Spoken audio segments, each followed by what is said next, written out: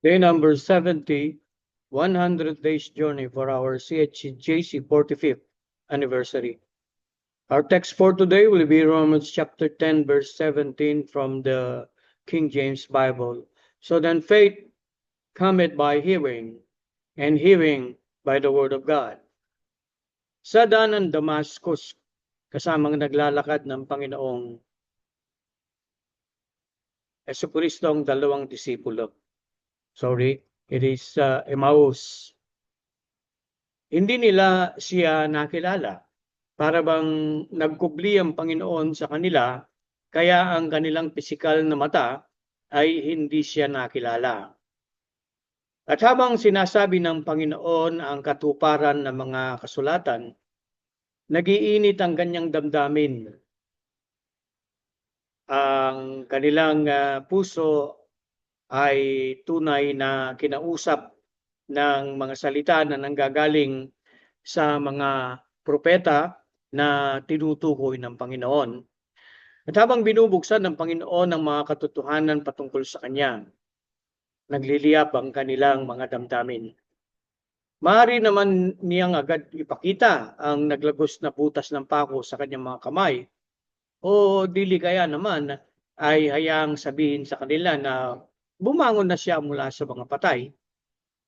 Ito'y hindi niya ginawa dahil ang ating talata ngayon ay nagsasaad na faith cometh by hearing, and hearing by the word of God. Napakahalaga ng pakikinig sa salita ng Diyos. May kaugnayan ito sa ating pananampalataya. Ang lalim ng ating unawa sa salita ng Diyos ay magpapakita sa pananampalatayang meron tayo.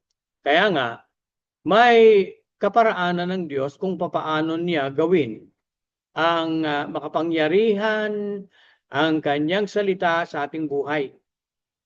Hindi naman gagawin ng Diyos na kagaya ng ating panahon ngayon na i-reset na lamang sa default kung nagkagulo-gulo na ang pangyayari. Tulad ba ng mabilis na solusyon na ginagawa kapag nagkakaroon ng problema ang ating mga personal computer? Ngunit hindi ganyan. Ang kapangyarihan ng salita ng Diyos ay kikilos kapag tayo ay matyagang nakikinig. Kung pinakitaan muna sila ng tanda ng mga sugat sa kamay ng Panginoon, baka masasalig ang kanilang paniniwala doon sa tanda, doon sa kanyang ipinakita, at hindi sa katuparan ng salita ng Diyos na naisulat ng mga propeta. Sa ganong paraan din naman, mga kapatid, ang salita ng Diyos ay may pangako na tinutupad at tutuparin sa ating buhay. Kung minsan, malayong-malayo ito sa ating mga nalalaman, malayong-malayo sa ating mga kaparaanan. Kaya nga, uusbong at lalago ang ating pananampalataya kung tayo ay marunong makinig sa sinasabi ng salita ng Diyos.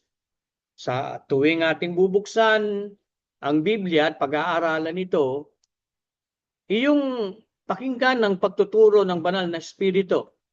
Kung ikaw naman ay nakikinig sa mga mangaral, sukatin ang kanilang mga sinasabi sa liwanag ng salita ng Diyos. Ang iyong gagawing panukat ay ang nakatala sa banal na kasulatan, hindi doon sa iyong sariling kaalaman at tunong. At huwag mo ring sukatin ang Biblia sa pamamagitan ng iyong nalalamang kaparaanan.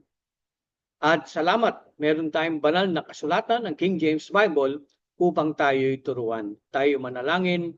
Lord, salamat po. At ang aming pananampalataya ay lumalago tuwing kami makikinig ng iyong salita. At kami lalago sa aming pananampalataya kapag aming pinapakinggan ang udyog at turo ng banal na Espiritu. Tulungan mo po kami, Panginoon, na mapatatag pa ang aming pananampalataya.